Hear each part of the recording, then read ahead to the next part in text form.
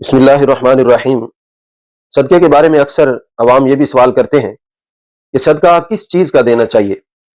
وہ کون سی چیز ہو جو صدقے میں ہم اللہ کے نام پر دیں۔ اس بارے میں دو چیزیں مین ہیں۔ ایک تو فقیر کی ضرورت آپ نے دیکھنی ہے، اس کو چاہیے کیا، جو چاہیے وہی آپ نے دینا ہے، یہ سب سے افضل صدقہ ہے۔ اور دوسری چیز محبوب ترین چیز دینی ہے جو آپ کو پیاری ہے، کیونکہ اللہ تعالیٰ سورہ آل عمران آیت نمبر 92 میں ارشاد فرماتے ہیں لن تنالوا البر حتى تنفقوا مما تحبون، فرمایا جب تک تم وہ چیز خرچ نہیں کرتے ہو جو تمہیں محبوب ہے اس وقت تک تم نیکی کو نہیں پا سکتے ہو۔ نیکی تب پاؤ گے جب پیاری چیز اللہ کی راہ میں دو گے۔